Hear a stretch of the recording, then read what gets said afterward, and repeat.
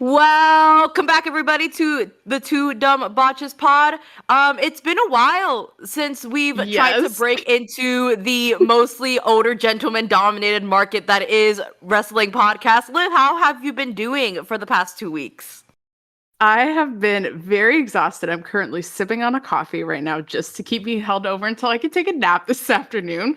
But otherwise, I have been pretty good. How have you been? I am similarly sipping on a coffee. I've been doing things have been the past 2 weeks have been rough, but things are looking up. I recently bought 18 hand sanitizers at Bath and Body Works, so that's fun. You bought 18 of them? I bought hey. I bought 18 hand sanitizers. It was get 6 hand sanitizers for $10. I went to the Bath and Body Works. This is not sponsored. I went to the Bath and Body Works in the mall because they have like a new Disney princess collaboration, and I'm a suck. Okay, I'll say it. I love like nostalgia. I love Disney princesses, so I was like, we have to go. And then I got there, and I didn't like any of the scents. And the one scent that I did like didn't have a hand sanitizer. I already have so much hand soap at home. Boo. I get this from my mother, where she will wait until Bath and Body Works is like Black Friday sale, and then she'll buy like 50 like little dispensers of soap. And then we'll just have them in the house. My parents will do the same thing, but they will only buy the like foaming hand soap. They won't buy anything else. Me too. Japanese cherry blossom and golden berry mistletoe. That's all I've been using. And the funny thing is my stepmom absolutely hates the Japanese cherry blossom, so she will only buy like the original cherry blossom if that's available in store. Damn, I didn't know your stepmom was racist. No, I'm kidding. I'm kidding. Your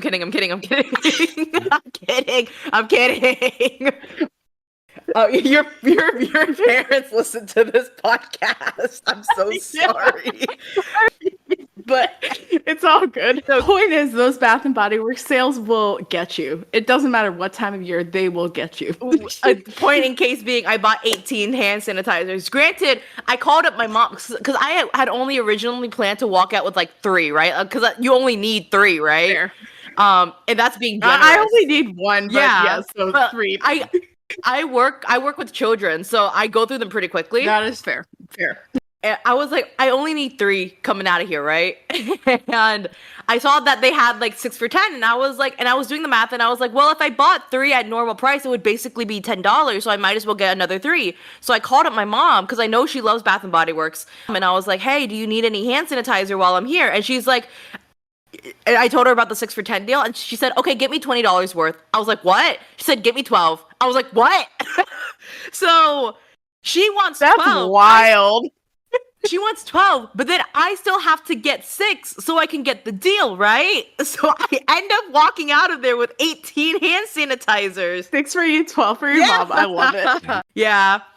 That's obviously the most interesting thing that happened to me this past weekend, and nothing wrestling related has happened this weekend that has gripped our attention as much as these 18 hand sanitizers that I bought. No, the hand sanitizers have been where it's at. It's all been boring and nothing has happened. Nothing has happened. Yeah, this is now a hand sanitizer podcast. In case you couldn't tell, we are being very sarcastic. So much has happened, and I've told literally everybody in my life about what has happened in wrestling so far, to the point where it's inconvenient to try to hold a conversation with me about anything else. That's so real. I know nobody else who like actually likes wrestling, so I would. It's just I don't want to annoy people with things they don't know about, so I'm like, okay. Oh no, these people also don't know about wrestling. You're kinder than I am. My 80-year-old, okay, so granted, my thesis advisor, she knows a little bit about wrestling, but that's only because I'm writing about it. She only knows what I tell her. So otherwise, knows nothing about WWE except for what I tell her, and I think she also mentioned the Vince McMahon documentary, which yikes. So we were talking the other day, and she was like, because my thesis is like I'm trying to justify the similarities between revenge tragedy theater and pro wrestling as a means to like qualify pro wrestling as like high art, right? And so we got into conversations about like gladiatorial blood sport because a lot of pro wrestling finds its roots in like that ancient practice of gladiator combat. And so my thesis advisor was like, "Well, WWE doesn't qualify as blood sport." And then she went kind of quiet and she said, "Right?" And I was like, Are you forgetting about GCW's blood sport matches? Thank you very much. Because of the scope of my thesis, it's only supposed to be 20 to 25 pages. I cannot cover indie shows. I think I'm covering Lucha Underground, but that's because it's freaking Lucha Underground. I told her about all the nothing that happened this past weekend, and she called Cody Rhodes a poor little thing, and I think it's really funny. She's like 80 years old. Oh my god, that's so adorable. I love it. A poor little thing. He's like a 40-year-old man. Poor little thing. Fully grown, has an entire family, but he's still a poor little thing. To her, honestly, because she's like double his age. That's a baby to her. That's so true. And in case you couldn't tell, I know nothing about graduate programs or theses, so like all props to you because I'm just a little mere undergrad. It's something. I can imagine. I've had to do so much research. So 20 to 25 pages when I first came into the program, I was like, oh my God, like I've never written anything that long before. How am I going to write that? And then I started doing research like alongside my advisor and all that kind of stuff. And I easily have like 40 to 50 pages of like edited research material. So it's just cutting down and making connections and like organizing as opposed to actually writing. Yeah. Yeah. And what's most relevant. Yeah. That's honestly really impressive, I have to say. Like an edited down research to 40 to 50 pages. And I haven't even started to cover, that's only covering the production of pro wrestling storylines, like Roman gladiator sport and like the theatrics of, Roman punishment. I haven't even gotten started on the revenge tragedies yet. That'll easily be another 20 pages of research. Wow. Okay, for sure. And now I feel really bad about struggling to write like an 8-page paper when you're writing like 50 pages of just edited research. I am incapable of shutting up is my problem. As anybody who listens to this podcast, we've been rambling for like 5 minutes now anyway. Listen, dude, my hand sanitizer adventures are very important. They are, and to be fair, I just love that you bought 18 hand sanitizer. I think it's so funny. I walked out of there with 18 hand sanitizers. It's like a comical amount of hand sanitizer. I'll put a picture because I was like, there's no way I'm walking out of this without a picture. I'll send it to you and I'll put it up on the screen for all of our lovely viewers to see. But it is like, even in like the big bag that they give you to like put your stuff in at Bath and Body Works, it's like a comical amount of hand sanitizer. See, and the thing is, because those hand sanitizers are so small, it doesn't look like much of anything. It's crazy. There's 18 of them in that big basket. I don't think you're gonna need hand sanitizer for a year. Literally, this is the most hand sanitizer I've bought in one sitting ever. It's like my parents this past year who have bought me, I think, 3 boxes of 120 Keurig pods. You're never gonna have to buy coffee ever again. So when I was home for Christmas, they got me the 3rd of the boxes.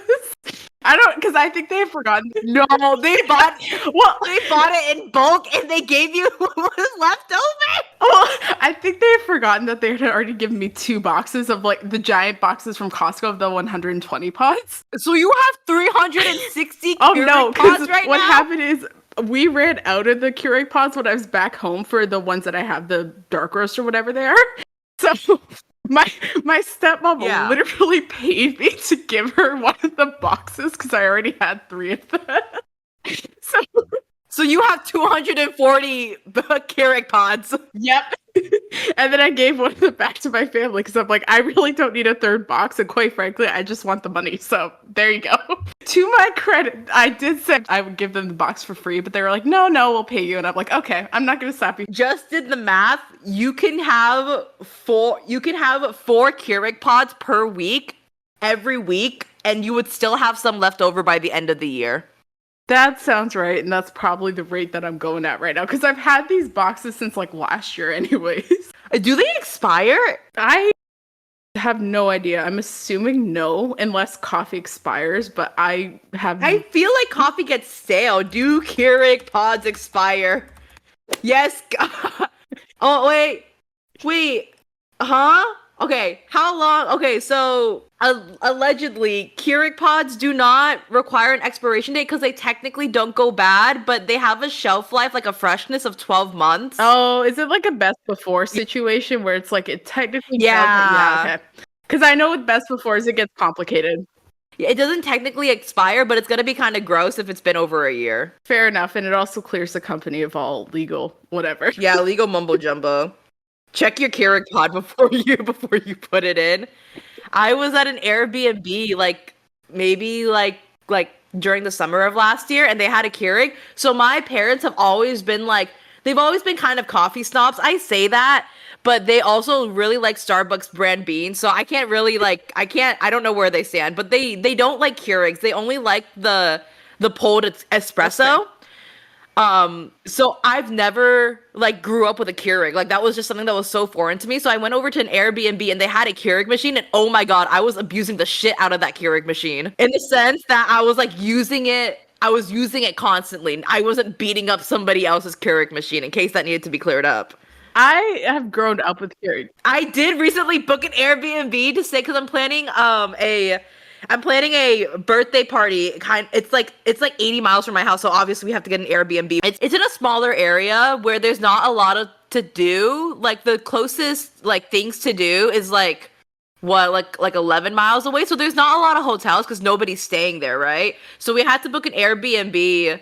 But it's just myself and my friend that are booking the Airbnb because we're just like helping set up the party. We're going to the party and then we're gonna do cleanup and drive home. Like it's just the two of us, right? We booked an Airbnb for a camper, like in someone's backyard. I'm not gonna put the listing up, but I will send you the listing. It's dead ass a camper. Like I'm being so dead ass. Girl, this sounds so sketchy. This person is like a 4.8 like rated host on Airbnb, and like all of her reviews are mostly positive, and all the reviews that are negative are saying like it was too small, and she goes in the comments and she claps back at people. So I showed my friend that, and they're like, I like this person, we have to stay here now. I mean, to be fair, the camper looks nice. It's just the sentence "I'm staying in a camper" off of somebody from Airbnb sounds really sketchy. I get to cosplay TikTok van life for 3 nights.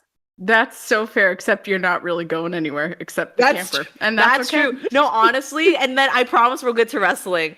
But honestly, dude, could you imagine, like, because I know that, like, a lot of wrestlers, especially the independent ones, they have to drive everywhere. What if, like, you're a pro wrestler and you just do van life? Oh, okay. I wouldn't be mad about that, actually. That'd be pretty fun. So, like, my allure for van life, because, like, I'm kind of a homebody. Like, I like traveling, but, you know, traveling all the time feels exhausting to me. I agree. But it's just the comfort. Yeah. Maybe this is the neurodivergence in me, but it's just the comfort of having a very compact, small home that's very cozy. That's portable. The allure that's to what me. I would like about it. Yeah, it's very affordable.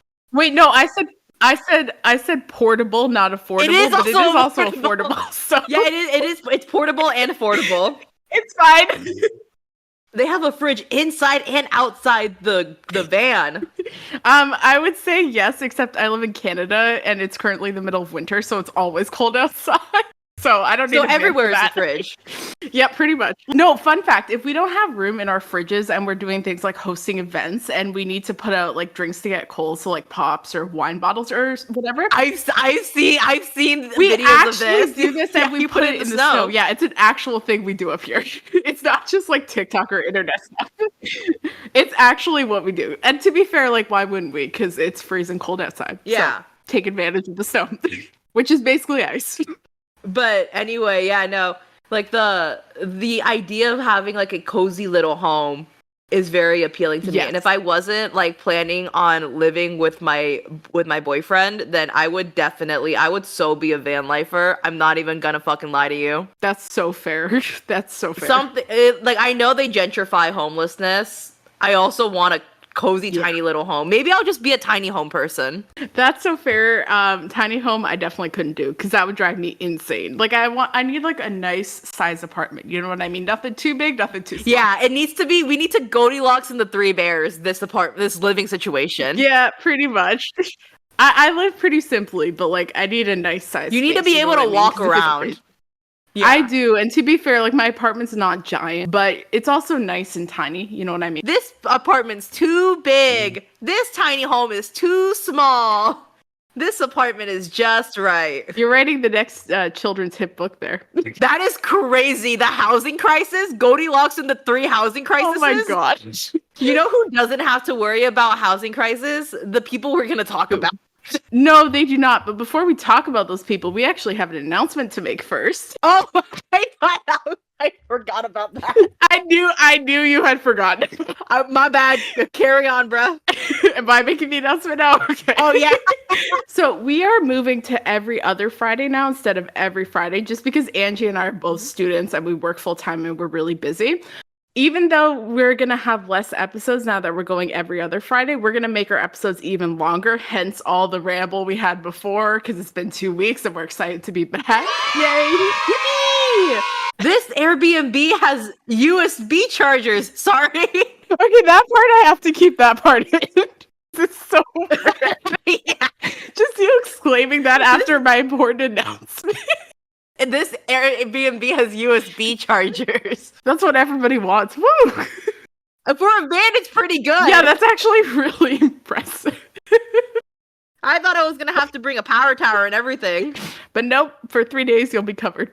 I'll be covered. Not my laptop, but my phone will be covered. Fair enough, but who needs a laptop? That's true. I'm planning a party, bitch. Exactly. You know what was a party? Elimination Chamber. Yes, I was going to say. Yes. Okay. There is so much happens during Elimination Chamber. I'm ready to sit here and yap with my 6-handed sanitizers. We're going to yap about this, but I have to say, as somebody who doesn't like the vast majority of WWE premium live events, this was a rare exception where I really, really enjoyed it. This was very good. Fully, I thought you were going to say, as someone who doesn't like wrestling, I was like, what are we here? What are we doing here then? The day that I say that, it will be the day that like I no longer exist. Because I will forever and always love wrestling. I will forever and always. You can be very frustrated with the product that's coming out, but you will always love wrestling. Exactly. And you know I complain plenty about the products. Yup. Yup. I complain a lot more than the average person, but that's okay. Still love wrestling. It's like that thing where it's like, if we didn't love this, we wouldn't be complaining, you know? Absolutely not. And if you weren't super passionate. You want it to be your best. Yeah, you want it to be its best. I do love wrestling. Let's go ahead and just go down the card. Yeah. The women's elimination chamber. We have so much, like, buckle up, grab a snack. We have so much to talk about. It was very good. First of all, it was a very good match. The women, you know, they always show up and show out. And something that I've really appreciated over the past couple years is that when we have these kind of like dual gimmick matches, so like War Games or Royal Rumble or Elimination Chamber, I feel like the women always, like, not always, but I feel like the women definitely get a lot more violent in the chamber than the men. The men's is more based on storytelling, and the women is kind of like they're like, just go fucking balls to the wall, go ham. So I appreciate that. Yeah, no, I completely agree. And the thing with WWE in terms of when they build up dual pay-per-view matches like that, or premium live event, whatever you want to call them, they tend to emphasize the build and the storylines in the men's one, generally speaking. So the women just kind of get the chance to do whatever the hell they want. And it always turns out pretty good. Yeah, it's kind of a double-edged sword because it does risk shallowing the women's division in terms of like storytelling and all that kind of stuff. But I think when you're at the live event or like when you're watching it, whatever, the women really do the most with what they have, and it's always awesome to see. Their elimination chamber was like gruesome. I saw a picture of Liv Morgan after the elimination chamber, and she looks like she went through the trenches in World War I. We'll put up a picture, but she's completely covered in scratches, like all over her body. Not even scratches, it's like or bruises welter, and like red marks. Yeah. I don't know how to describe it, but yeah. Carnage. Carnage is how you describe it. Carnage is a good word. Yeah, let's just start even from the top of that match. Jade Cargill coming back. What are your thoughts? I want to hear your thoughts before I start rambling. So first, I'm so happy Jade's back. I absolutely love Jade. Like, Jade has grown to be one of my favorite performers. She's just really, really good. I was not expecting to see her at the chamber, let alone turn heel, because I think she turned heel. It was a little bit unclear, but I think that was a heel turn on Naomi, question mark? Maybe a tweener, because also, There were no development. We're recording this on March 4th. There were no developments about the Jade and Naomi storyline as of today. So all of this is hearsay. All of this is from the streets. Gossip, educational purposes, all those disclaimers. A lot of what we're going to say is speculation just because not much got covered on Monday Night Raw on March 3rd. And no, not in terms of the Elimination Chamber fallout. In my eyes, yeah, Jade is more of a tweener right now because we're assuming that Naomi was the one who took her out. Otherwise, why would she attack Naomi and not whoever took her out, you know? I was talking to my dad about this because, again, we watch wrestling all the time together. We talk these things all the time. And, like, we're kind of the opinion that, like, it feels like Jade didn't orchestrate the attack on herself, right? Because the scene was so extreme that it would just be weird if that's the route that they went. You know what I mean? There's so much spectacle there that it feels pre-planned. Obviously, with wrestling, we want to, like, suspend our disbelief, blah, blah, blah. But, like, in the storyline, it felt premeditated, is what you're saying. So what we think is we still think Bianca might possibly be involved, but she might have been the one to, like, tell Jade to fake it, you know what I mean? To kind of orchestrate the whole thing. The mastermind. Yeah, so that they both essentially turn their backs on Naomi, you know what I mean? Because why else would Bianca be so involved in this storyline? Especially heading into Mania season, now that she's challenging, Io Sky, we'll get there, but... That's a really interesting route, and I feel like if they do take that route, I'm going to lose my goddamn mind. like in a positive way, Yeah, me too. I don't think it's a bad way to go at all because it would be really interesting. And just in my opinion, I don't know. I always see Naomi in my head as more of a face character than a heel. She doesn't feel like a heel to me, if that makes sense. Whereas Bianca, I know she can do heel work. Jade obviously can as well. So why not pair it up, do that kind of route? You know what I mean? Yeah. And then when you analyze Naomi's body language during the attack, obviously I feel like if she were the one to do it, then she would have fought back at some point, but she kind of just like fell limp. Yeah, she really did. And like Bianca's reaction was much more performative in the pod. Like she had a much more visual reaction to the attack, if that makes sense. I think they could play it either way. Now I really want your idea to happen. Now I really want that to happen. Right? It's a good idea. I can't even take the credit. Like most of that was my dad's idea, but I love the idea. Thanks, Liv's dad. Right? Shout out to dad.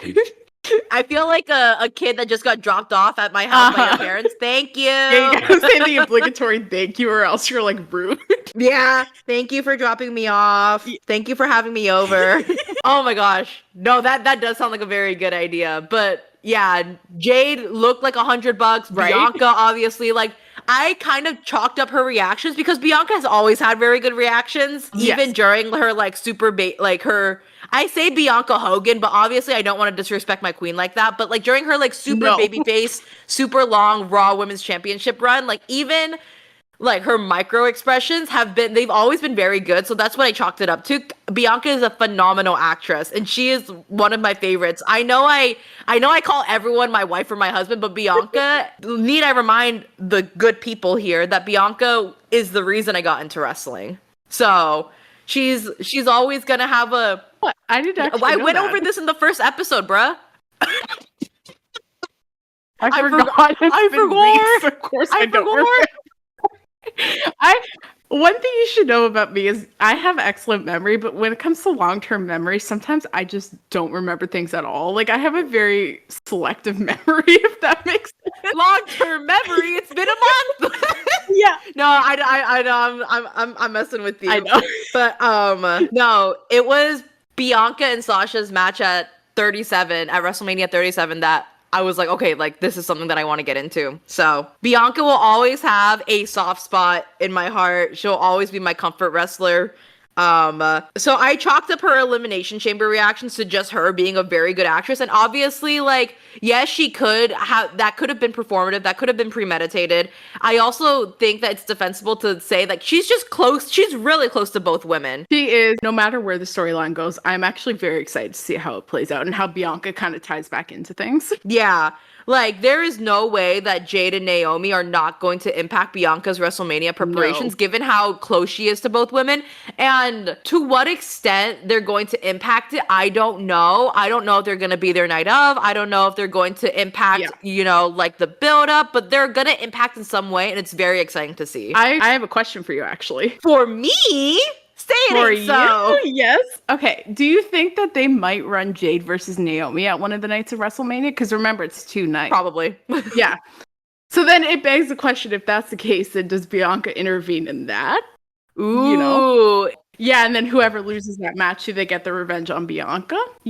Like there's also that factor in there, because it's gonna have to tie together somehow, in my opinion. Yeah. WrestleMania, it's the season finale. Like, things have to tie back together. Yeah, and that's what I'm thinking, is there's no way that the 3 of them aren't going to be interlinked somehow at WrestleMania 41 or heading into the event, whatever. It's going to be so much fun to watch. I'm so excited. I'm excited. WWE programming lately has actually been pretty good, and that is a very high compliment coming from me. Yeah, they're putting their whole pussy into this. Especially Raw. I mean, SmackDown's dicey, but like Raw has been consistently pretty good the past few weeks. So congratulations to Bianca for winning the Elimination Chamber, and girl, wherever she goes, wherever the storyline goes, I will be seated, buckled in, having a snack. I'm ready, bitch. Good things are coming for Bianca. I feel it. No matter if she's a face or a heel, it's going to be all good things. She's so good. Honestly, she can make gold out of anything. So I'm very confident in her. Can. And also, what impresses me so much about her is she literally makes her own ring gear, and I'm just like, how? She's how do you do so all of this? talented. It's because she has hobbies. She's not like us. We just rot. we doom scroll TikTok on like a daily basis. I remember when I was like first getting into WWE, I was so obsessed with her. Like I was like looking into like what does she like to do in her free time and like blah blah blah, like all the stand behavior. And she's like, yeah, I don't really play like video games, or I don't really like hang out on like social media. She's really into DIY. Yeah, she is. And I'm just like, the talent that it takes to do DIY, it's incredible. Like I remember I dead ass sat here and watched her remodel a nightstand, and I was like, I love you. Oh my god, she remodeled a nightstand? I think it was like putting like a marble wrapping on it and like replacing hardware. If I find a picture, I'll put it here. But that's more than I could ever do. So I mean, all props to her. That's true. No, my toxic trait is watching DIY videos on like YouTube, because I don't have TikTok. I'll watch DIY shorts on YouTube and I'll be like, I can do that, knowing damn well I can barely handle a hot glue gun. No, my best friend and I literally were painting wine glasses, I think this past weekend. And the only design that I painted on my glasses were little cherries, because it was all that I was capable of doing. I knew anything else I'd mess up if I tried a flower. Nope. So I was just like little cherries on all these glasses. That's cute though. The set came out so cute. Oh my god. I dabbled in DIY for a little bit, but it wasn't anything like furniture. I don't trust myself with that. Like once you start talking about grit, like sandpaper grit to me, I'm out, bitch. I agree. I like doing the little small crafty DIYs that aren't really that meaningful. Also relatively cheap. You know what I mean? Because we're balling on a budget here. I used to paint like denim. I used to have a good amount of jeans and like denim jackets that I would like paint over. I went through a phase of that, but with like jackets. So I have like one piece of jacket. And that jacket I themed it around the show Supernatural. So all the little drawings references to Supernatural. I think you need to find this jacket. Find a picture of this jacket and show it to the people. Like, you have to now. I would, except I legitimately have no idea where that jacket is at the moment. Like, none whatsoever. I will make a rendition of what I think the jacket looks like, and I'll put a picture of it here. Yes, please, because whatever your rendition is going to be better than the actual jacket itself. Obviously, Bianca won the Elimination Chamber. But I just have to give flowers to my wife, Roxanne Perez. She was so good. I knew it. Her first chamber at freaking 23 years old. God. Right? For somebody who's never been in the match, she kept up with everybody else very well. It felt like she belonged there. Yeah. And I really but I really appreciate the way that they did eliminate her. Because like I'm I love Roxanne and I'm delusional, but I'm not delusional enough to think that Roxanne was gonna win that match, right? No, she was the least likely person, let's be Yeah. honest.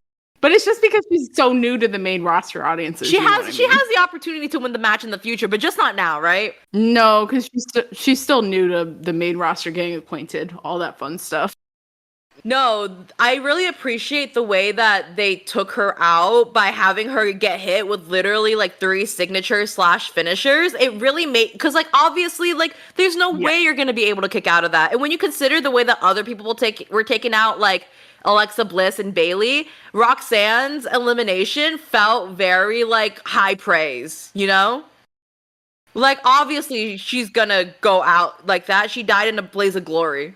Even just the way she's been booked on the main roster so far, it's been very strong, you know? Yeah, she's very, very good.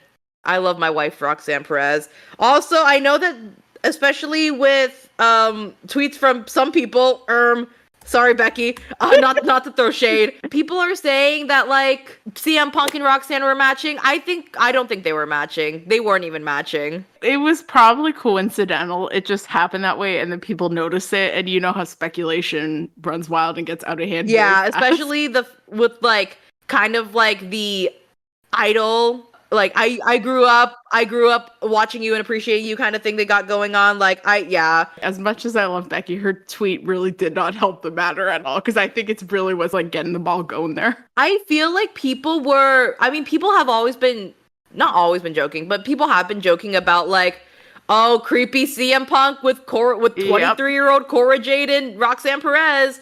But it definitely didn't help. It made things worse. Like, I don't know how else to nicely put it other than it kind of made things worse. But to her credit, Becky took down the tweet, blah, blah, blah. Yeah, well, I know, but it was still out there. And by that point, so many people had seen it that it's kind of like, okay, well. Everything on the internet is permanent. That's the takeaway you take from this episode. Yes. 2 takeaways you take from this episode. Bath & Body Works has the 6 hand sanitizers for $10 deal. And everything on the internet is permanent. Well, actually, there's 3 takeaways, because the third one is that you have 18 hand sanitizers just laid around. Third takeaway is I have far too many hand sanitizers. That's a crazy, like, 3 setup punchline. You're welcome. That's crazy. I have far too many hand sanitizers. Yes. And they're not even all mine. They're my mom's. That's what makes it funnier. They're not even all mine. I know, but you know I'm going to tease you relentlessly about this now, right? Yeah. Never speak to me and my 18 hand sanitizers ever again. You watch it. Next time that we're both working, this is going to come up one way or the other. 18 hand sanitizers. Everybody's just going to go like, huh? Like, what are you guys talking about? You're like, what are these 2 20-something-year-old children talking about right now? I had to tell our editor, who's turning 40 this week, happy birthday. Happy birthday. I had to explain to him what my Shayla means the other day. You've had to explain a lot of things to him, though. My Shayla. Was anyone else your Shayla in the Elimination Chamber? Honestly, I have to give credit to all the women. Not just one in particular. You know what I mean? They're all really good. I give them all credit. Like Bailey, Alexa Bliss, all of them. Yeah, props. I know commentary said it. They went over extensively, but it was really a star-studded cast. They were all really good. I'm going to be really honest with you. Whenever I'm watching WWE shows these days, or just like wrestling shows in general that are mainstream, I mute my computer, because that's usually what I'm watching it on. I mute my computer so I don't have to hear. Oh yeah, no, me too. So I don't hear commentary, so I have no idea what they're saying half the time. Like, not at all, because I'm blasting some sort of music. You can just believe me when I tell you. But yeah, Women's Elimination Chamber, freaking phenomenal. If you haven't watched it, go watch it. I know we spoiled it, but go watch it. Watch the whole show. Never mind just that match. Like, watch the entire show. I don't know if you have to watch this next match. Okay, fair enough. Trish Stratus and Tiffany Stratton beat Nia Jax and Candice LeRae.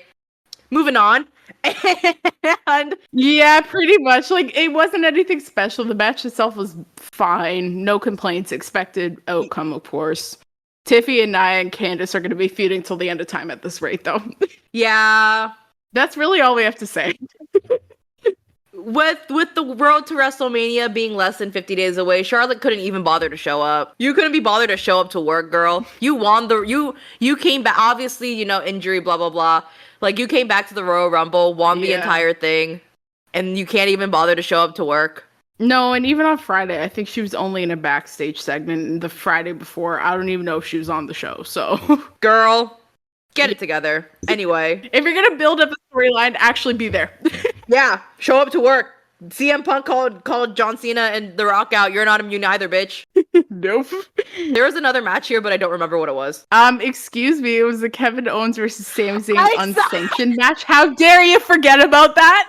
In my defense, I was writing an article during the entire match. I only saw the tail end of it. That's fair, but as somebody who actually watched the match, I thoroughly enjoyed it top to bottom. It was so good. You take the reins here, girl. Tell me everything. I love the match. I rooted for my Canadian boys always, because I will always root for the Canadians, but Sammy and Kevin, so good. They did some brutal shit in that match, though. Like, they beat the ever-living hell out of each other. I did catch when they brought out the barbed wire steel chair, and I don't remember the last time barbed wire was brought up in WWE, so it was, yeah.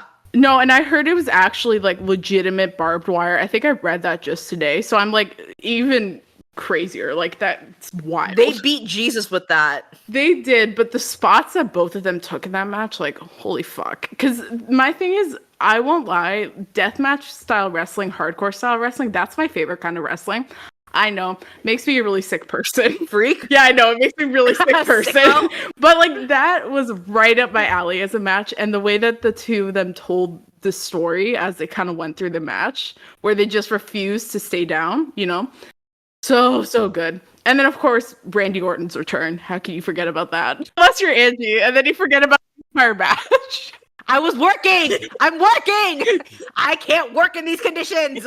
From what I did see, Kevin Steen and El Generico did a really good job. They did. And for the fact that it was their first unsanctioned match in something like 10 years, I think, or actually longer. I think it was closer to 15 years. Like, they killed it. I did see Charles Robinson fly into that ring. Saw that. Remember how he got knocked out, but after Eddie Orengo got knocked out, Charles Robinson, literally, they need to cast him in the James Gunn Superman movie, because that motherfucker flew into that ring. Are you kidding me? Did you see the bump he took, though, too, when I think it was KO clotheslined him?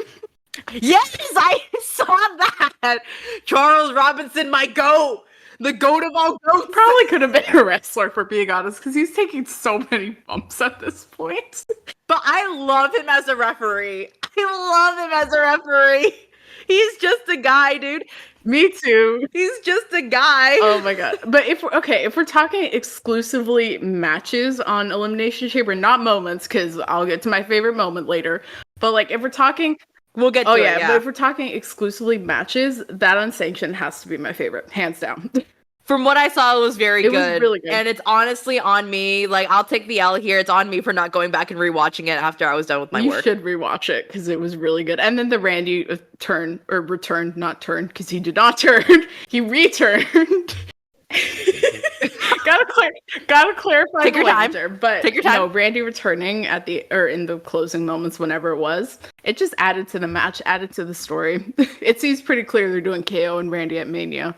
Probably, so. Me, when I have voices in my head. Do they count to you? Do they talk to you? When Randy Orton has voices in his head, he gets 14 or however many world championship reigns, but when I have voices in my head, I get sent to the Grippy Sock Hospital. Same.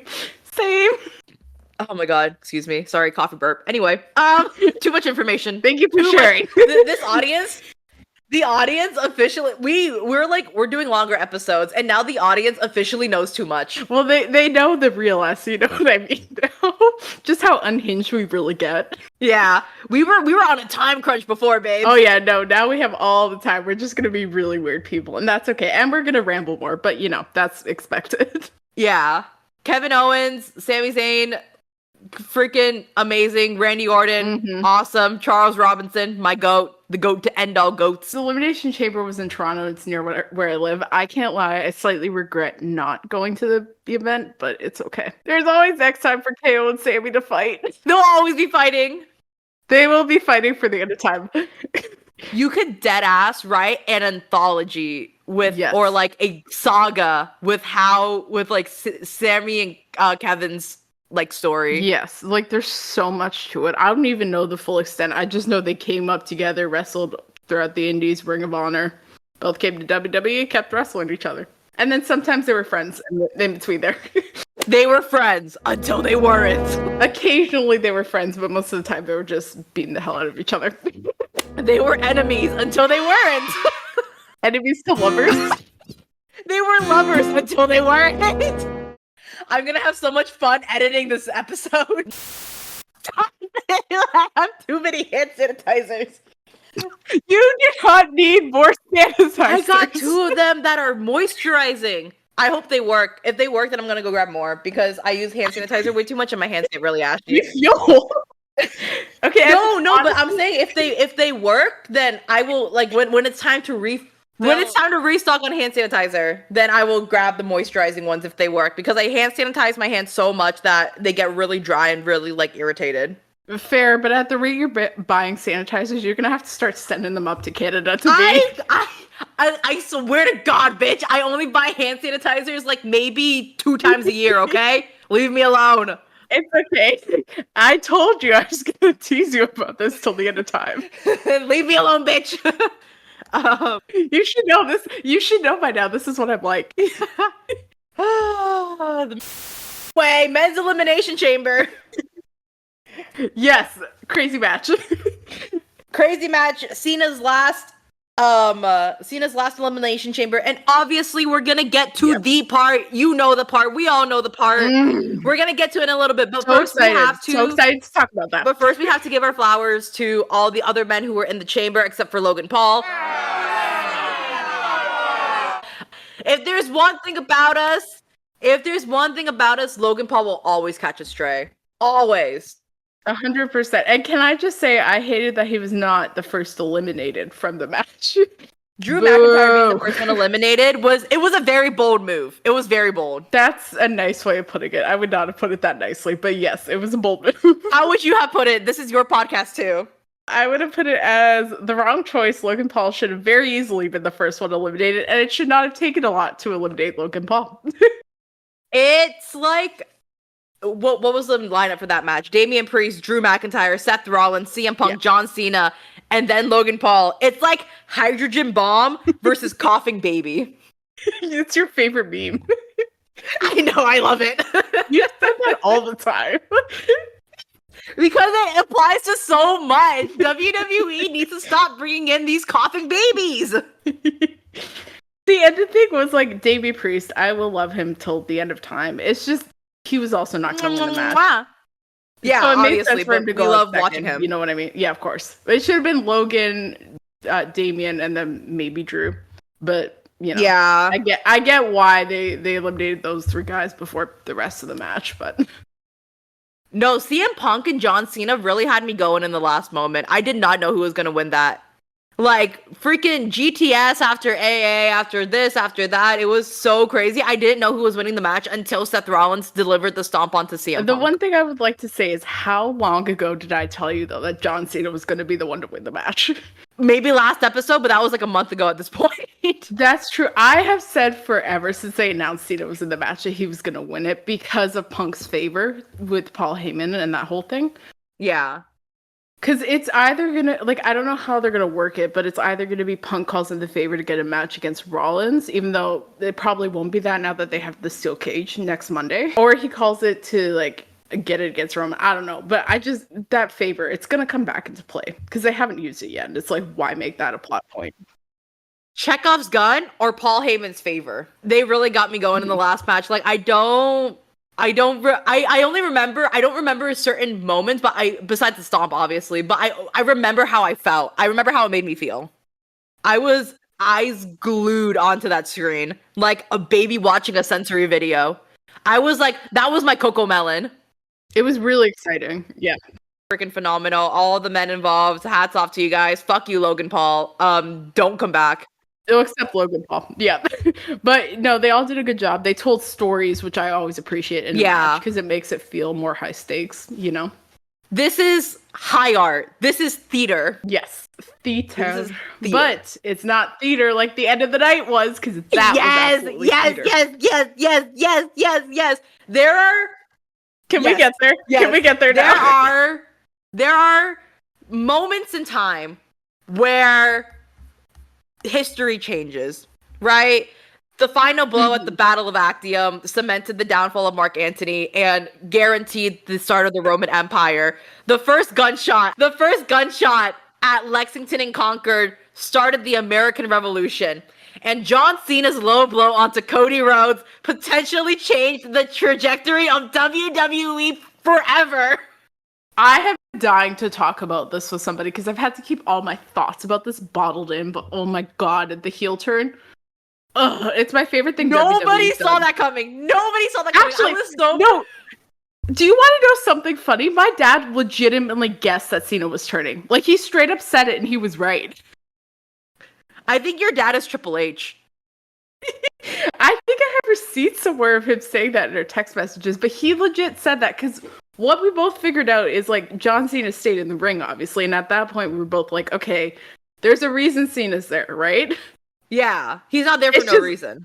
Yeah, exactly. It's just, I thought it might be Cody turning on him instead, but my dad was like, I'm certain that John's turning on Cody, and he turned out to be right, and I was like, how in the fuck did you figure that out? That's so your dad's third eye, bro. No, he was the only person in the world who I think figured it out. I'm just like, honestly, that is really incredible, and I give you all the credit for that.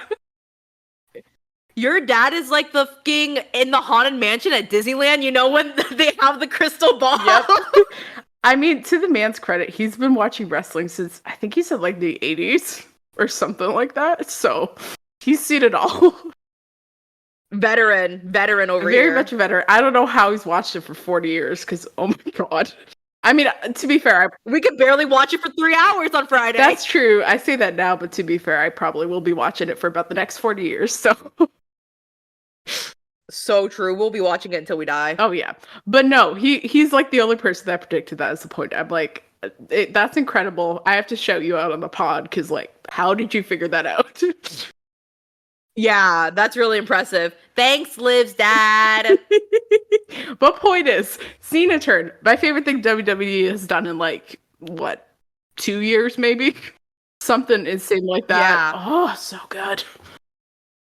It was. And you know what made it even better is just how bold it was. Yes. This is why WWE is doing well with Elimination Chamber, with this past episode of Raw. They're willing to go there. They cannot. And I feel like this needs to be a lesson to Triple H and the rest of WWE creative that you just need to go there. You just need to do it. I know there's value, there's merit in this long-term storytelling, but life is too short. Turn John Cena heel.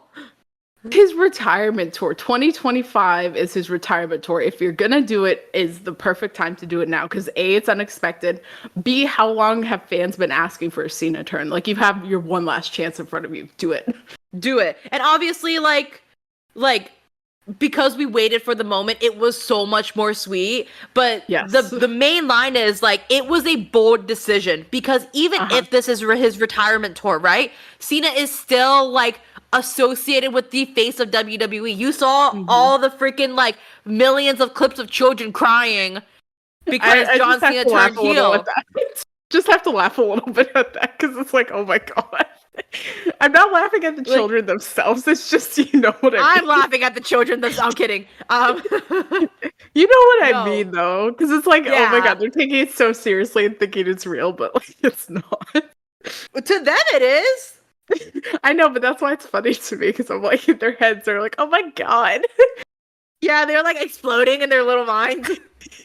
Their minds are blown. They're like, what is John Cena doing? It's like, it was just so bold. It was so, like, they had the balls to do it and they did it. That is like, for me, that's what really made that moment, is that they just fucking did it. Yes, so good. I could watch that turn like a million times and it wouldn't get old. And the other thing about it, it was like an instant classic moment. You know what I mean? Yeah. Like, it's gonna go down as, in my opinion, it's gonna go down as probably one of the best heel turns of all time, just because of how unexpected it was, how well done it was as well. Literally changed WWE history forever. Yeah.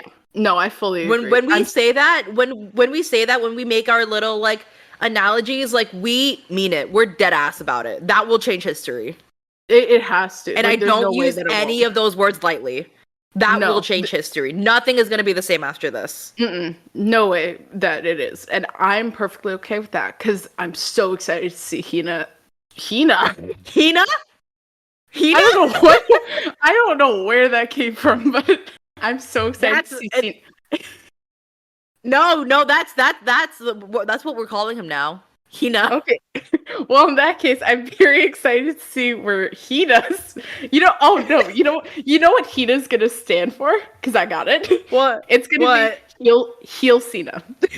Yeah, that's what I thought you were doing. No, like, well, yes. Well, yes. Okay, can you tell that I need a nap very desperately? Anyways, the point being, like, I'm very excited to see where Cena's heel turn goes because he hasn't been heel where Hina goes. Many years. Yes, exactly. I'm so excited because he hasn't been heel in how many years now? Since like what, 2005? Doctor of Thugonomics era? Yeah, something. 20 years. I saw a post on Instagram, and I'm sorry that I didn't get the source, scrolling, whatever, but someone did the math. It was like 7,000 excuse me, 7,000 days. There we go. That is wild. Oh my god. That also makes me realize that I'm older than 7,000 days, and that's really weird to think about. Old ass. Because I was born in 2004, so if he turned face in the year after, then that means I'm older than Cena's babyface run, and I really hate that. Old ass. You're older. I don't know what you're on about. Old ass. I know, but I got this young energy. You bring the young energy. I bring the young energy. No, but yeah, honestly, Cena was. The way his face dropped, it will go down in history. It's so good. And the way that Cody... go ahead. No, and it makes... No, my thought was that it makes sense that The Rock would have had a plan B, knowing the chances that Cody would have said no in the first place, because, it's Cody. Like, why would he say yes, despite all the teases on the SmackDown before and whatever? So it makes sense The Rock had a plan B. It's just... John Cena being the plan B was so unexpected. It would have been Travis Scott. Okay, this is the one only slightly negative thing I will say about the segment is why was Travis Scott part of it? Bro thinks he's part of the team. I got lost when he was involved. I was like, okay, this is great, but why is Travis Scott here? Now Cody needs to bring in Kendrick.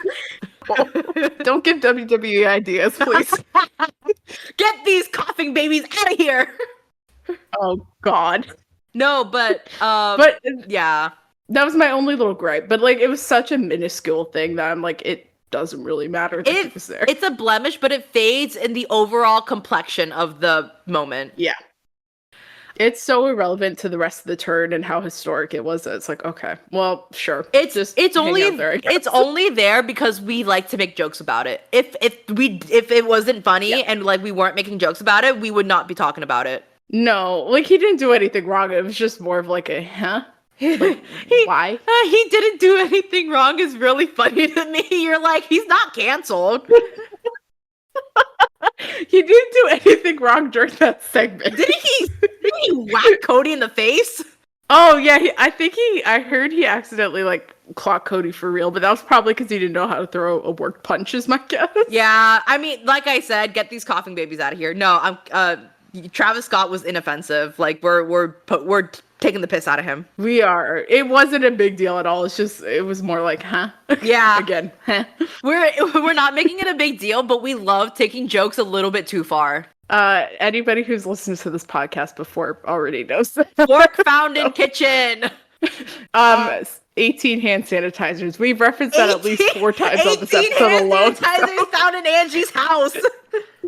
Exactly. We've referenced that 4 times, 5 times, something. We have referenced it 18 times. Yes. Yes, that's now the rule. But anyway, speaking of people that Travis Scott has clocked really bad, I feel like Cody, and obviously that's my man, right? You know, like You love Cody. You love Cody more than any normal person should love Cody. Please, Cody. Brandy can't handle all that. I can. You forgive the neck tattoo. Let's get the hee hee ha ha's out of the way. Cody was caked up, dude. He was caked up. Yeah. It was, look, you could very clearly tell it was a blood capsule. I won't lie. But even at that, I thought it was a blood capsule from the way I looked at it, but I could have been wrong. It's just because WWE doesn't do blading as far as I know. You know what I mean? Either way, if there's one thing about Cody Rhodes, that he's going to cover himself in blood and he's going to look like a pathetic little meow meow. He's going to look like a poor little thing. Yes, he's going to be a poor little thing.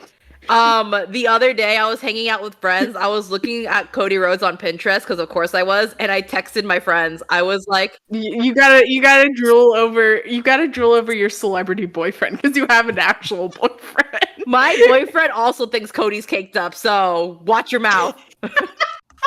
You know, people who are in love with Cody Rhodes stay together. That's the saying, obviously.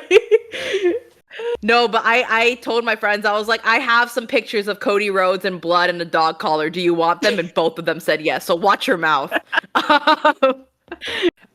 Cody Rhodes did it for the gay people. Yes, he definitely did. There are 3 things that are essential to gay culture. The first brick thrown at Stonewall, Lady Gaga's Abracadabra, and Cody Rhodes being covered in blood. Yes. No, but Cody like really selling that punch. Like obviously it was emasculating. That's the best way I can put it. And for Cody to be just so down, that's a good way. To be utterly humiliated like that, even when he's the champion. That's the one thing I'll give Cody his credit for, like in a serious tone, is that he is down for anything. I was literally gonna say, like, that man will do anything for a storyline. And honestly, like, in this day and age of modern wrestling, it's actually Can he let me hold his butt for a story? No, I'm kidding. No, you're not. We know you're not. No, I swear to God, I would freeze like a deer in headlights. That's okay. I have definitely done that when I've met a couple wrestlers before, and it's really embarrassing when they're probably used to it. Yeah, but it doesn't make it any less embarrassing, especially when you're meeting someone like Bret Hart. It was everything to you, but it was nothing to them. Take that however you want. Exactly. It was in his bar in Calgary, okay? He just happened to be walking by, and I was like, I have to say hi. It's Bret Hart. But yeah, no, that moment was just so incredible. Iconic. I can't say that and I think it's just because I've learned, because obviously I wasn't alive for when The Rock was doing like his like heel stuff back in the Attitude Era, right? Like we weren't there, and if we were alive, we weren't conscious. Was I. No, sorry for everybody. I'm sorry for we weren't alive. Everyone who just made feel old. Dearest apologies. And if we weren't alive, we weren't sentient. So like, I wasn't there during the height of like The Rock and like his heel stuff, like his talking in third person stuff. But I think I've learned that like, just like The Rock's way of heel speaking and like his dramatics just aren't for me. So loser. Well, sorry. My voice cracked but. You're through tears. You're like, it's okay. You're not wrong. I mean, you're not wrong at all. So I mean, The Rock, obviously, like he's the mastermind behind this. I just can't praise him all that much because it's not my personal preference, and that's up to opinion. It's up to opinion, and I think we've had to sit through The Rock's last 2 promo segments on SmackDown, which were both absolutely atrocious. In part because we don't personally like that over, like, flamboyant, kind of on his high horse type of promo giving. Yeah, I agree, and like, it's just, at least for me, who came up on more modern wrestling, it just, the way that his style is, it doesn't really fit what I'm used to in the modern age. I don't know. It feels more attitude. Yeah, no, and it definitely is, because that's what he got famous off of. That's what he's known for. That's what he was made a millionaire off of. So it makes sense that he's doing it. And if I was hoping you wouldn't hear that. You should always I was hoping we could slide on past that, but I guess not. No, I'm kidding. If you like it, then good for you. But if you don't like it, like, you're not alone. I feel like it's I want to say archaic, but I don't want it to be taken in a negative light, which is hard. I just think it's part of an older time, and we're just not accustomed to that older time. I feel like if I was conscious / alive, I would have appreciated The Rock's input here more. But I didn't, and it's no tea, no shade. Normally I'm down to talk shit on The Rock, but right now, no tea, no shade. It's just personally not for me. I agree. And with older fans too, I think there's also probably the factor of nostalgia in there as well. Whereas we don't necessarily have that perspective just because we're younger and we weren't around for the Attitude Era when it was happening, And if that means that we don't appreciate it, like we can't appreciate it, then that's fine. Like it is what it is. And like in the modern age, The Rock has become a rather divisive figure in WWE, if that makes any sense. Not because of his actions, just the way that he cuts promos in general, and the way that he books himself, because he probably books himself. But it's just down to opinion is the point of what we're saying here. Yeah, if you like The Rock, then congratulations, peace, love, and unity. But yeah, we personally weren't as hot on The Rock as we were about Cena and Cody. Like, Cena and Cody made that moment for me. But at least, like, the good thing about the heel turn with Cena is I'm slightly more invested in The Rock now. You know what I mean? Like, it makes me hate him slightly less because of the Cena association there. Yeah, you hate, I mean, obviously, like, heel hate is different than legitimate, like, I wish this guy would get off my TV. With the latter, it's less so because now he's involved in a storyline that is both super interesting and also more than just himself. I agree. There was no follow-up on Raw. I get that they're trying to sell. I mean, and personally for me, that was like a little, this past episode of Raw, the March 3rd episode, was pretty good, and we'll get more into it in a little bit. But personally, I really like that episode. Which is, again, a high compliment coming from me, who generally hates things in wrestling. But, like, just a little gripe from me in a otherwise, like, really, like, perfectly good episode is that there was no follow-up between Cena, Rock, and Cody. And I get that they're probably trying to sell Cody's injuries. Yeah. And The Rock and Cena aren't just going to show up. Yeah, they're busy. They're also busy. They're not going to show up for just anybody. And even if they did show up, then I can't imagine Cena would have said anything just because of how reticent he's been about the entire thing. Like dark on social media, walked out of the press conference. The Rock isn't going to say anything. No, but that's part of the beauty of the storyline. You know what I mean? Slow play it. I've never been under the influence, right? But the way that this storyline is making me feel, this is the closest I've ever been to being addicted to drugs. Yeah, that's fair play. And my guess is Cena / The Rock, or combination of both of them, one of them, whatever you want to say, probably won't even be till their MSG show at, I think it's in like 2 weeks, next week, something like that. Soon, but not soon enough. I think it's next week. Just because NXT Roadblock is next Tuesday, and that's supposed to happen in New York. So I think it's next Monday, but my guess is they probably won't appear till then. And even at that, it's probably going to be like a day before kind of announcement, like they did with The Rock. Yeah. You know what I mean? Which is fine. I don't mind it too much. It's just they got to follow up on the angle soon. Yeah, before it gets cold. It cuts back to it again that we were talking. Like, WWE just has to go for it. You just got to go for it. Yeah. They cannot play 5 videos recapping the turn every single week, or I'm gonna go crazy. Yeah, that's how I felt similarly. Like, the first like 2 video package, I was like, oh my god, that was so amazing. And then by the 3rd one, I'm like, if I see one more crying child, I'm about to put a lot more kids in the Make-A-Wish program. No, I said this last night, but those other videos were basically just hype videos for the main video that showed the actual turn and like the recap of it, which is crazy. It's like a trailer for a 2-minute video. It was really stupid, but whatever, it's fine. Just point is, can we follow up on it soon, please? Sooner rather than later. Please. We're really impatient Gen Z who have no attention span. Eye roll, but I'm not wrong. It is what it is. Before we move on to the other thing we wanted to talk about, Raw, the one that we were supposed to talk about earlier, who do you think is going to come to the help of Cody Rhodes? Because there's no way Cody's going to be able to take Cena and The Rock on by himself? No. See, that's a really good question because I actually don't know. Because right now you have Roman who's tied up with Seth Rollins and possibly CM Punk, right? I assume they're going somewhere with that for Mania. So it won't be like Roman or anything like that because he's back to being face, you know? Mm-hmm. No, I don't know. That's a really tricky one. Well, I mean, Roman hasn't been around, so I don't know what they're No. planning to do with him. But even then, it's like I don't. Even though he's like supposed to be a face, he still has this chip on his shoulder because he's freaking Roman Reigns, right? That's the original tribal chief. So I can't imagine that he would agree to like aid a temporary ally like he had in Rhodes over a family member like Johnson, especially coming off of the bloodline stuff. Like family is everything to Roman Reigns, no matter how, whether it's for good or for bad.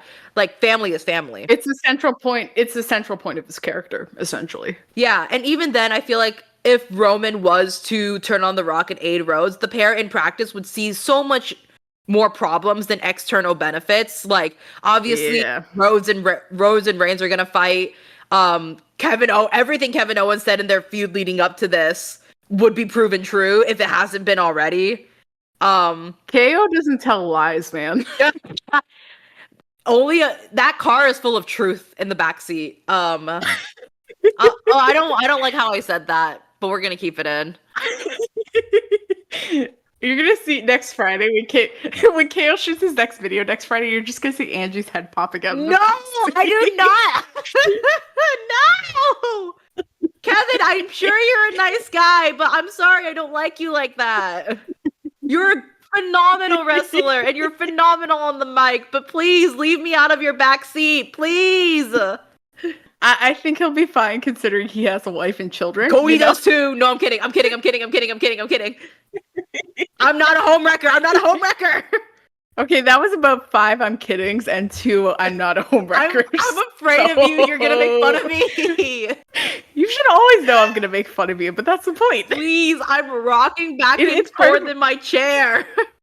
It's part of my charm is I just lovingly and relentlessly make fun of you. I've been shot 18 times. That sounds so bad. You've shot me 18 times today. With your 18 hand sanitizers, you know, one squirt per sanitizer. I was putting down and I was hoping you would get it. Yep. Yep. So Roman feels unlikely. Rollins also feels unlikely considering that he and CM Punk are gonna go at it probably until Mania. But even then, like, I don't know. I mean, even if their feud does end with a steel cage, I don't know if they're gonna be like emotionally available to handle Rhodes. It would feel too soon. Not at all. And can I just say with the steel cage match, really glad that Punk and Rollins are getting something with this stipulation. However, would have loved to see something else other than a steel cage. You know what I mean? Like, put him in dog collars. Yeah, or like last man standing, something that's just a little more high stakes than a steel cage, because it just feels like a bit of a letdown, at least in my eyes. You know what I mean? At least make it like Hell in a Cell, you know? Yeah, but yeah. I don't know. Just, in my opinion, it's a little bit But anyhow. If not Rollins, maybe Randy Orton or Sami Zayn, but then again, they're gonna be tied up with Kevin Owens. Randy especially, yeah. I don't know what. Randy especially. Sammy's dead. Sammy's dead. I don't know. He's not gonna be on TV for a while, is my guess. Yeah. I don't know yet. Nobody is going. I mean, not nobody, but you know. Like, the chances of Cody finding an ally is very slim. Like, they're gonna have to sign MJF at this rate. Don't even joke about MJF in WWE, please. I can't even imagine the promos that man would get given by creative. Incredibly insensitive. Yeah, but anyway, I'm like legitimately trying to think of like other people that Cody can call on, and I'm drawing a blank. Like, obviously, the first Damian Priest, maybe? That'd be so random, to be honest, but sure. Akira Tozawa. Yes, there's your man, and then he has extra backup in Otis. Just call in all of Alpha Academy. Maxine, too! Yes, that's what yep. And then you can bring Maxine to smack the shit out of John Cena. And then you can bring Brandy Rhodes into the mix, and if you have Maxine as well. Who the hell told you tonight was open mic night, bitch? Oh my god. Oh my god, if Brandy Rhodes comes in, I'm gonna pop so hard. Yeah, I know you will. Brandy Rhodes would fucking give it to Dwayne. And then you'd have to take back everything you said about her on this podcast episode. Said anything. I love Brandy. You were talking about stealing her man. I'm joking. No, Brandy and I are cool. She doesn't know I exist. Brandy and I are cool. Imagine she just listens to this episode. That's really awkward. If she listens to us, what were we talking about? who could possibly help Cody? Honestly, Brandy. Right. Brandy Rhodes. Bring in Brandy. That's what I want.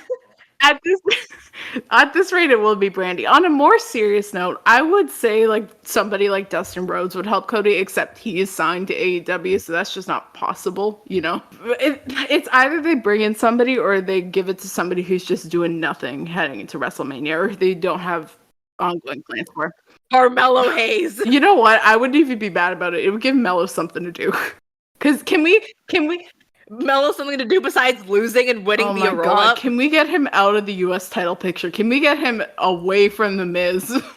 Oh my god. I just had a fucking nightmare. What if Cody Rhodes calls in LA Knight? No! Imagine. Yeah, I did hear you. Imagine. Oh, okay. The silence was too loud. I thought I cut out. No, but yeah. I mean, if you like LA Knight, Peace, Love, and Unity, it goes back to the Attitude Era thing where it's just not our style. It's just not what we like. But yeah, like I literally don't know. Jimmy maybe, but I feel like Jimmy follows Roman around. If we're picking between the two Usos, I would say Jay. Granted, Jay's in his title match, you know what I mean, but. The build to that, yeah, he's not gonna have the bandwidth. No, but like if we're picking between the two Usos, I'd much rather have Jay over Jimmy teaming with Cody. You know. Yeah. The silence there from you was really deafening for a second. Sorry, no, I was reading a text from a friend. You're all good. No, but if you have any ideas for who can help Cody Rhodes, leave them in the comments below. Give us your thoughts too of what you think of the heel turn, the angle heading into Mania, all that kind of stuff. Speaking of things heading into Mania, we have one more thing to cover because we've been recording for an hour and a half now. Io Sky versus Rhea Ripley for the WWE Women's World Champion on the March 3rd episode of Raw. Again, it goes back to what I've been saying for the past like 20 minutes. WWE just has to do it, and they did it with Io Sky. They pulled the trigger on her. It was great. Yeah. Even if you're not the biggest fan of Io, like the match itself was great. Rhea and Io have such good chemistry, and then there were a few slip-ups from Ripley, a few buckles here and there, but nothing that was true atrocious. Again, it's inconsequential, it's inoffensive, it kind of blends out in the entire complexion of the match. Rhea looked like an absolute powerhouse, and Io Sky is just like, she is the David to every Goliath on the roster. She is just so agile, so good. Yeah. There's a reason that she is one of the best in the world, male or female. 100%. And the thing with Ripley is I will always love Mommy. Mommy always on top, you know what I mean? She's your Cody Rhodes. But yes, she is my Cody Rhodes. I'm gonna call Buddy. No, I'm kidding. Done much. Yeah, Buddy, I hope you don't listen to this podcast. But Buddy and Brandy, we hope you don't listen to this podcast. B&B. B&B, our biggest ops, except Brady and I are cool, if you will remember. I'm giving one of my 18 hand sanitizers to her. Yes, that'll make it up. Like she needs it. No. She has a kid. You know what? Okay, fair enough, but I'm sure they have a big thing of hand sanitizer somewhere in their, what I assume is a big home. Is it a moisturizing hand sanitizer though? Riddle me that. Okay, fair enough. But no, Rhea, as much as I love her, she just hasn't done much of anything with the Women's World Championship since she won it back from, I think it was Liv Morgan. Yeah. She had, because I had to Google this last night for my coverage. I think she only had one title defense, and it was at Saturday night's main event, the one in January against Nia Jax. Yeah. Yeah, so it makes sense to have Io dethrone her because she hadn't really done it much of anything, you know. She's just kind of hanging out as champion, really. Yeah. She hadn't been on TV much, I don't think, either. So it was like, okay, it's probably time to dethrone her. Right decision. I love, from a match perspective, I loved the damage control shoutouts that Io gave to her damage control stablemates, who are unfortunately like basically all sidelined with injury, except Dakota Kai. I think Dakota Kai is good to go. She's good now because she wrestled last week, but she Yeah. was injured again with like a concussion or something. Yeah.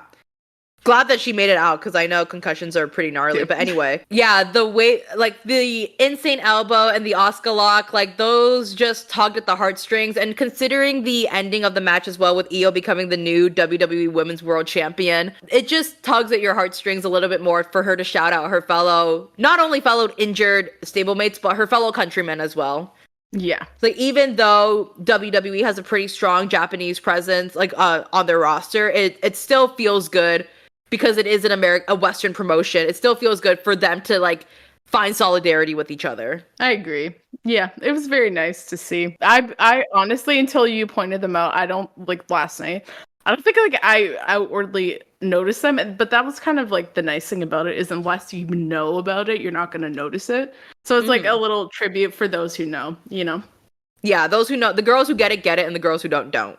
But like in the least offensive way possible. And in like the most heartwarming way possible too. Yeah. But yeah, Io Sky 100% deserves it. It was a shock. Like WWE is on a roll. They need to keep up the bold booking, because that's what's gonna set them apart. Yeah, that's what's gonna wake them up. Yeah, keep up the momentum. Maybe move some of that, momentum over to SmackDown, perhaps. It could use some of it. Yeah. That would be good, but other than that... Yeah, they just gotta be bold with it. They just gotta go. 100%. Within reason, obviously. There's balance. You can't... If you shock everybody every week, eventually it's not gonna be a shock anymore, but I feel like they can afford to lean a little bit more bold with their booking. I agree. And they've been doing that, to their credit, so... Yeah, so that's why we've been, like, singing our praises about them for the past, like, hour and a half, over hour and a half. Really rare for us. It's actually kind of weird.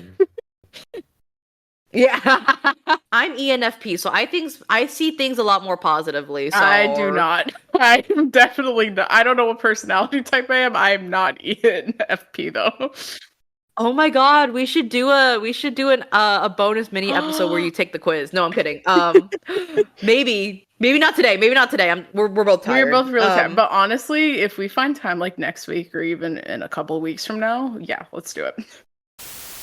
But anyway, yeah, they both wrestled a great match, highlighted both of their styles beautifully. And Sky, this is the last thing I'll say about Sky. She is not only the genius of the Sky, but she is like an all-around in-ring genius. Her submission game is on point. Her strike game is on point. It's like, I don't want people to categorize Io as just a high flyer. She is an all-around amazing wrestler. Yeah. I'm not the biggest fan of interference from a ringside wrestler, but Belair, again, was great. I've always given credit for her reactions, Elimination Chamber, even though it might be premeditated now that you have brought that aspect in. I want it so bad. I want it so bad. And we're gonna get to it in a little bit, but like her reactions have always been great. So obviously they were on point tonight as well. And I think the way that they did the finish was really interesting because I heard that. I'm like, tonight is not Monday. It is a Tuesday. God damn it. You know what I meant. For you, it's Tuesday afternoon for me. You know what I meant. Anyways, continue your point, because it was actually very eloquent. I was just, No, I'm a little evil genius. I'm so sorry. I don't even know my point now. Yeah, Bianca's reactions were on point during that match. No surprise there. And I feel like the way that they did the finish was very interesting, and it leads you to believe one way at first, but when you look a little deeper and go a little bit more into detail about it, it leads you to believe another thing, which is very interesting. It's multifaceted, is what I'm trying to say. So that's where I was going. Is like, it seems like Rhea's going to turn heel, but that also feels like a red herring, especially with everything going on with Jade and Naomi. Like, turning Bianca would be a way to kind of tie everything together, Yeah, so I was going to get there. So Ripley knocked Io out for those of us who missed it. God damn it. Rio de Janeiro. I'm thinking about F1 again. I was Of course you are. I was gonna say Rio from AEW, but or the British Rio or Riho. I don't know how you say her name, but you know who I'm talking about. It's definitely not Rio because that's the name of a movie. Anyways.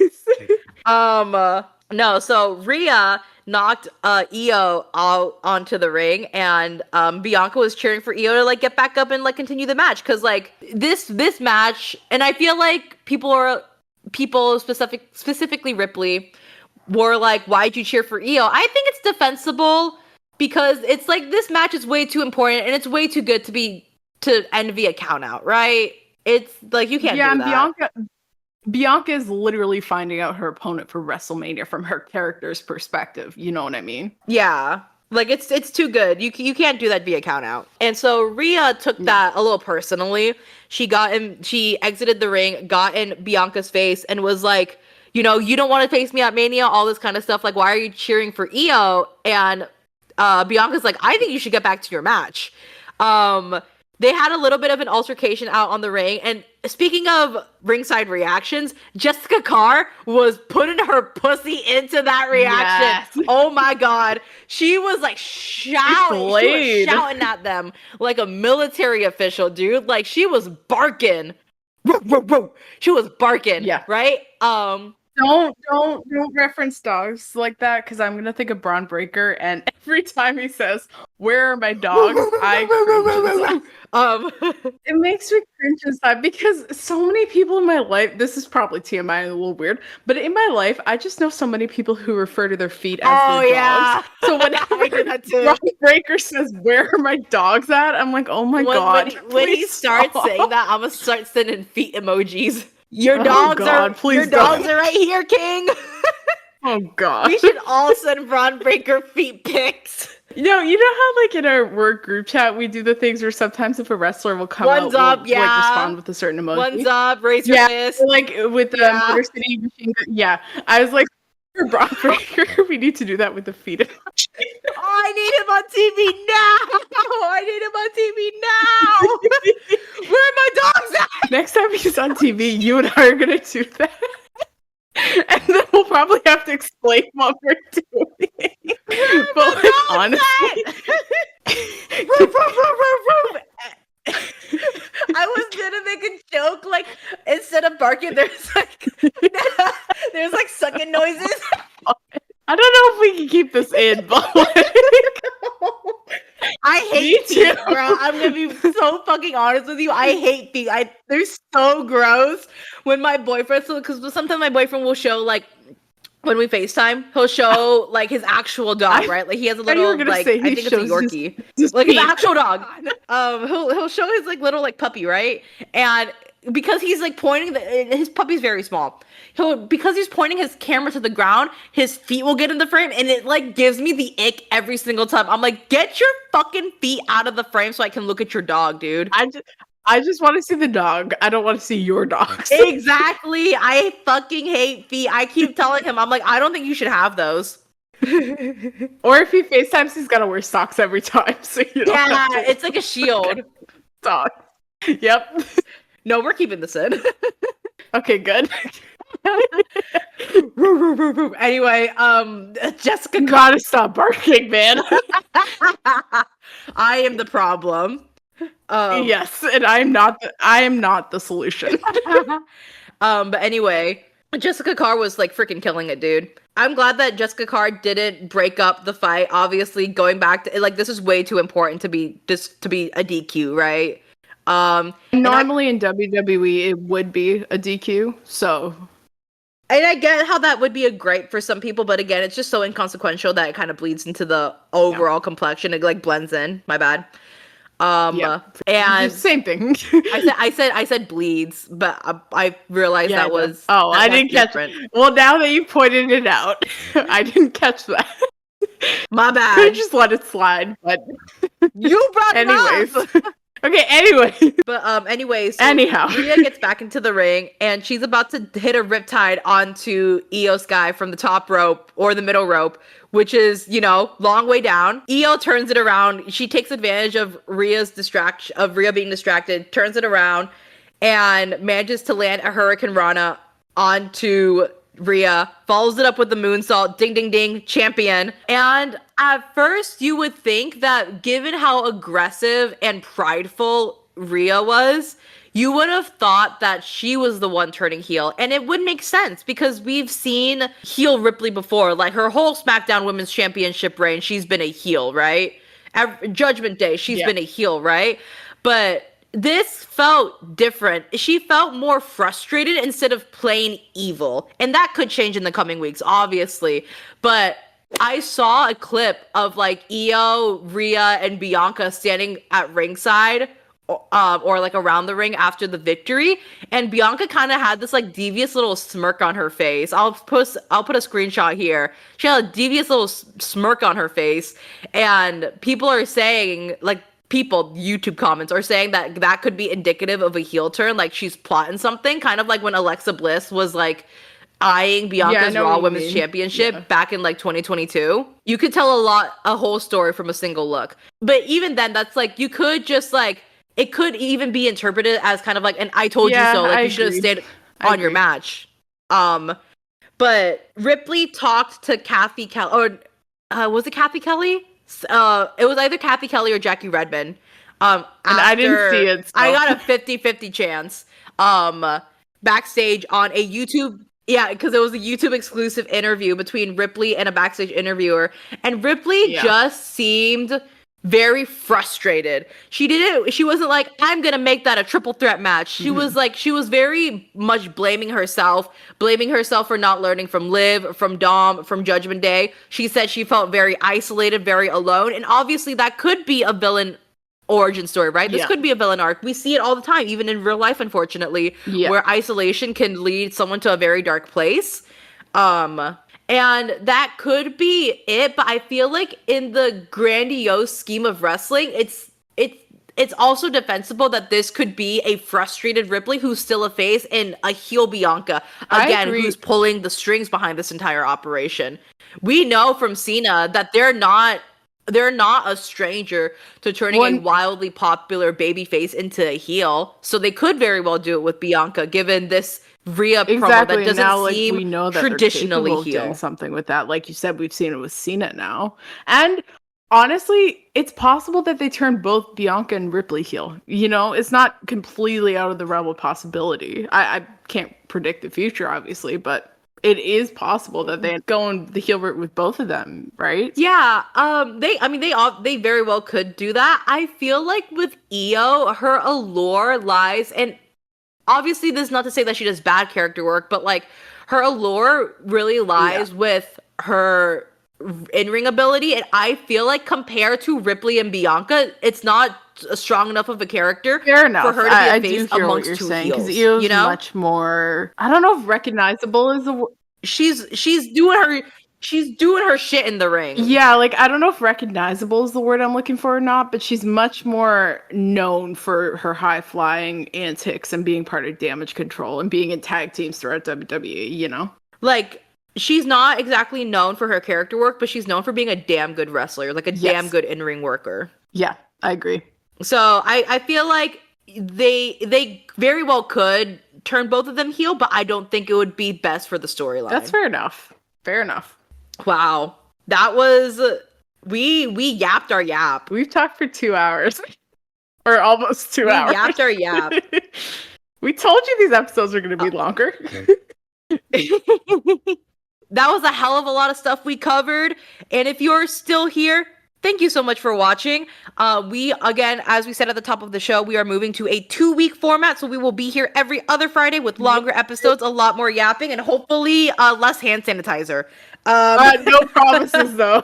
No promises. I'm gonna come back next week having 24 hand sanitizers. I will roast you if you buy more sanitizers. Just know that. I got paid, bitch. But anyway, yes, if you're still here, thank you so much for watching. Thank you so much for listening. We will be here every other week, every other Friday to give you guys more Two Dumb Botches content. You can listen to us on YouTube. You can listen to us on Spotify. If you are listening to us on either of those platforms, please go ahead, give us a like, give us a rating. Let us know your thoughts in the comments. Who do you think is going to help Cody Rhodes going into WrestleMania? Who do you think is going to turn heel between Bianca Belair, Io Sky, Rhea Ripley? Just what is Travis Scott going to do in the lead up to WrestleMania? Let us know in the comments. Let us know your thoughts. Liv, do we have any social media that the fine people can follow? I do have my social media. There should be a visual below, but I am at Live Laugh Wrestle on all my platforms. I did get it right this time because I know I've gotten it wrong before. And then what about our social media? Oh, you can find selfish bitch. You can find us on Instagram and TikTok at Two Dumb Botches. There should be links possibly in the description, but if not, just search for Two Dumb Botches. You'll find us on those platforms. You can't miss us. You can't miss us. Apparently, if you're me, then you could forget that the socials exist, but that's okay. Awesome. Do you have any final words for the fine people at home? Not for the fine people at home, but I do have some parting words for you, and that is do not buy any more hand sanitizers in the next 2 weeks. Please. I no promises. No promises. I'll give you an update on the hand sanitizer stash next week. So if anything, tune back in for that. Great. Awesome. Thank you so much for watching. We will see you in the next one. Bye.